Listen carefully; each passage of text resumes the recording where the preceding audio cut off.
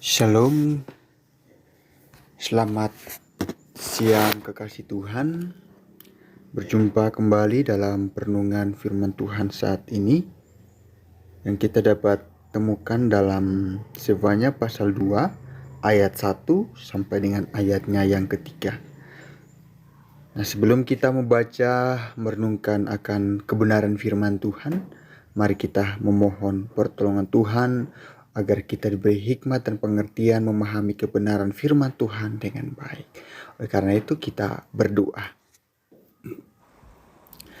Bapa yang baik, Bapa yang kami sembah dalam nama Tuhan Yesus Kristus, terima kasih buat rahmat kebaikan-Mu. Tuhan boleh menganugerahkan hari yang luar biasa, hari yang cerah bagi kami, hari yang baik bagi kami. Semua dapat kami nikmati karena kemurahan Tuhan. Saat ini Bapa, kami akan mendengarkan sabda kebenaran-Mu melalui perenungan firman saat ini.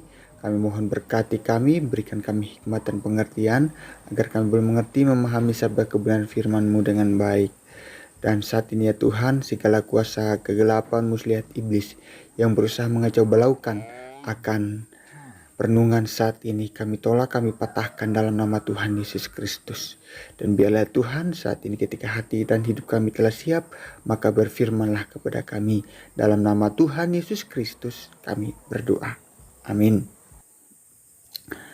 Bagian bacaan kita saat ini Sefanya pasal 2 ayat 1 sampai 3 yang berbunyi demikian. Di bawah perikop seruan untuk bertobat. Bersemangatlah dan berkumpullah hai bangsa yang acuh tak acuh.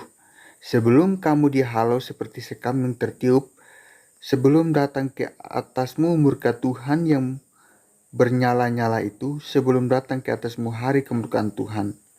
Carilah Tuhan, hai semua orang yang rendah hati di negeri yang melakukan hukumnya. Carilah keadilan, carilah kerendahan hati. Mungkin kamu akan terlindung pada hari kemurkaan Tuhan.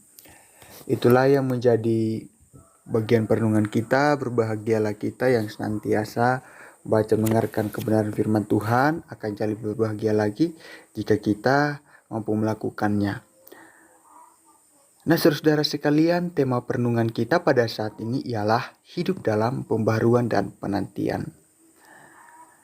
Saudara yang terkasih, dalam kehidupan orang Sumba, menjamu tamu atau siapapun yang datang ke rumah orang Sumba, apalagi kalau orang tersebut adalah keluarga atau orang-orang baru, maka tentunya orang Sumba akan mempersiapkan segala sesuatu dengan baik dari sirih pinang, makanan, tempat tidur, minuman, bahkan tikar, sebagai bentuk bahwa orang Sumba benar-benar siap menerima kedatangan orang-orang tersebut yang datang ke rumah mereka. Dan saat ini saudara yang terkasih, dalam kitab Sefanya, nama Sefanya yang namanya berarti Tuhan menyembunyikan, adalah putra dari buyut Raja Hizkia yang bernubuat selama masa pemerintahan Yosia sekitar tahun 639 sampai 609 sebelum Masehi.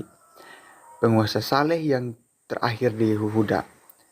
Sebagai keturunan keluarga raja dan berkerabat Raja Yosia berarti bahwa ia bisa keluar masuk istana kerajaan.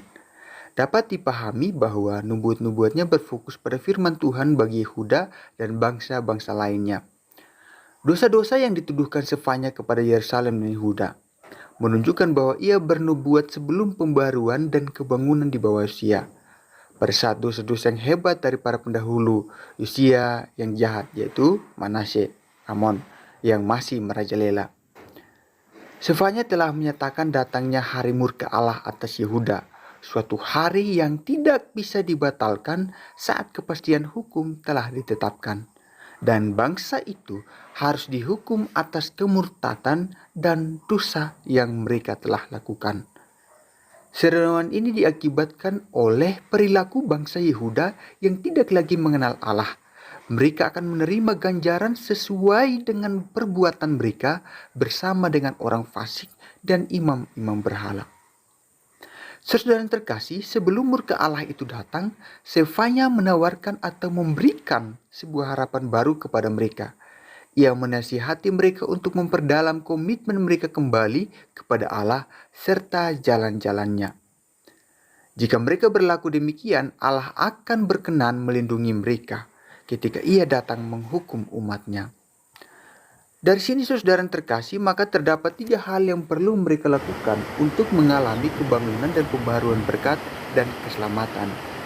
Yakni yang pertama, mencari Allah. Hati mereka harus terarah kepadanya dengan kerinduan mendalam untuk mengenal dan mengasihi Dia sebagai Tuhan dan pelindung. Yang kedua, mereka harus mencari kebenaran sesuai firman Allah sebagai jalan hidup mereka.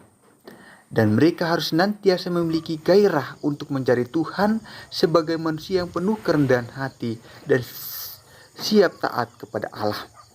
Yang ketiga, mereka harus menyadari bahwa hidup adalah pemberian Tuhan sebagai sebuah anugerah serta hidup di dalam kasih. Dan pada saat ini saudara yang terkasih, kita dituntut untuk terus ingatkan akan kebaikan Tuhan dalam hidup kita dan menantikan kedatangan Tuhan Yesus Kristus yang kedua. Maka di dalam setiap penantian kita dituntut untuk terus berbenah diri, berdamai dengan diri sendiri, sesama, saling mengasihi, saling menghormati, saling memaafkan, saling mencintai, saling peduli, hidup dalam kesetiaan. Setia dalam setiap perkara sebagai bentuk tanggung jawab iman kita sebagai orang percaya. Dan biarlah roh Tuhan yang terus menyala-nyala atas kita dan terus melayani Tuhan sebagai orang yang percaya. Sehingga ketika Ia datang, kita telah ada dalam lindungannya pada masa kedatangannya dan menyambutnya dengan sukacita. Jadi penting bagi kita saudara-saudara yang terkasih untuk hidup dalam pembaruan iman. Bahkan juga kita dapat bertobat dan meninggalkan kefasikan kita kembali kepada Allah sebagai Tuhan dan Juru Selamat kita di dalam Yesus Kristus. Tuhan memberkati dan menolong kita. Amin buat firman Tuhan. Kita berdoa. Terima kasih Bapa, firman Tuhan telah diperdengarkan bagi kami. Mampukan kami untuk mengerti sabda kebenaran-Mu. Kami bersyukur buat kebenaran firman Tuhan yang mengajarkan kami agar kami hidup dalam pembaharuan iman, pembaharuan hidup. Kami tidak lagi meninggalkan Tuhan, tetapi kami senantiasa mencari Tuhan setiap saat. Mampukan kami untuk melakukan kehendak-Mu Bapa, sehingga kami benar-benar menjadi manusia yang diperbaharui dan hidup dalam pertobatan, agar ketika Tuhan datang, kami semua diselamatkan dan kekekalan juga menjadi bagian hidup kami.